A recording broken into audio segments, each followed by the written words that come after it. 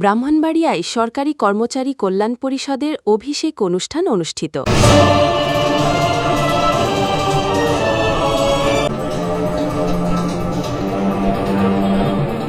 ব্রাহ্মণবাড়িয়ায় সরকারি কর্মচারী কল্যাণ পরিষদের অভিষেক আজ শনিবার দুপুরে ওস্তাদ আলাউদ্দিন খাঁ সঙ্গীতাঙ্গনে অনুষ্ঠিত হয়েছে। অনুষ্ঠানে প্রধান অতিথি হিসাবে উপস্থিত ছিলেন কেন্দ্রীয় বিএনপির অর্থনৈতিক বিষয়ক সম্পাদক ও ব্রাহ্মণবাড়িয়া জেলা সভাপতি ইঞ্জিনিয়ার খালেদ হোসেন মাহবুব শ্যামল। অভিষেক অনুষ্ঠানে সভাপতি করেন সরকারি কর্মচারী কল্যাণ পরিষদ ব্রাহ্মণবাড়িয়ার সভাপতি মোহাম্মদ আশরাফ আহমেদ। এ সময় উপস্থিত ছিলেন জেলা বিএনপির সিনিয়র সহ-সভাপতি জহিরুল হক খোকন, সাধারণ সম্পাদক সিরাজুল ইসলাম সিরাজ প্রমুখ। অনুষ্ঠানটি সঞ্চালনা করেন সরকারি কর্মচারী কল্যাণ পরিষদের সাধারণ সম্পাদক মোহাম্মদ আব্দুল মান্নান। অনুষ্ঠানে স্বাগত বক্তব্য রাখেন কর্মচারী কল্যাণ পরিষদের যুগ্ম সাধারণ সম্পাদক আব্দুল মোমেন। এ সময় আরও বক্তব্য রাখেন কর্মচারী কল্যাণ পরিষদের উপদেষ্টা সালাউদ্দিন, মেহেরুন্নেসা মেহেরিন প্রমুখ। অনুষ্ঠানে বক্তারা বলেন, দেশের জনগণ বিগত ফ্যাসিস্ট শেখ হাসিনা সরকারের দমন পীড়ন,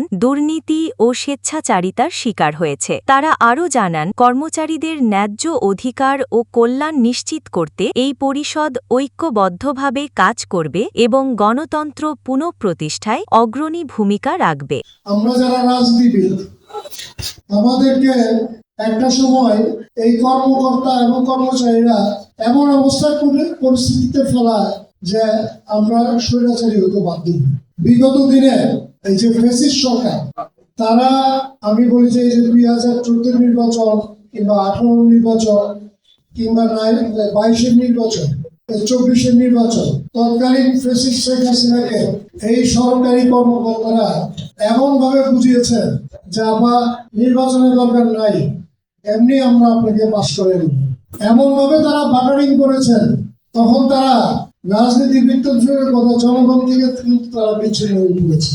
2018 নির্বাচন, এই দিনের ভোট রাত্রে যারা করেছিল, এগুলোর নায়ক কিন্তু ছিল সরকারি কর্মকর্তারা।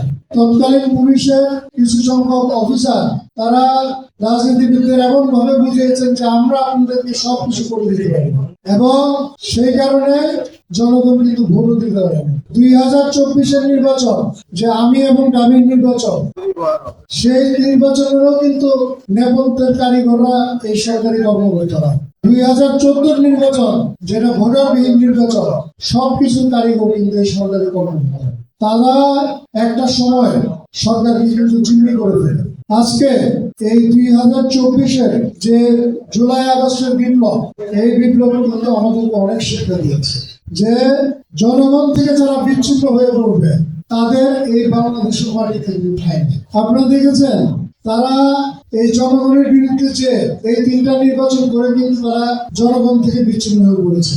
পরবর্তীতে এত জনসমর্থন ছিল, মানে আমরা যখন ভোটের হিসাব দেখি 2018 নির্বাচন, 24 নির্বাচন, 14 নির্বাচন, যত ভোট হয়েছে, কাস্টিং হয়েছে, যদিও কাস্টিং এর সংখ্যা অনেক কম, 99% তখন তৎকালীন স্বৈরাচারের পক্ষে ছিল। কিন্তু 2024 যে বিপ্লবে তাদের পাশে কি কেউ দাঁড়িয়েছিল?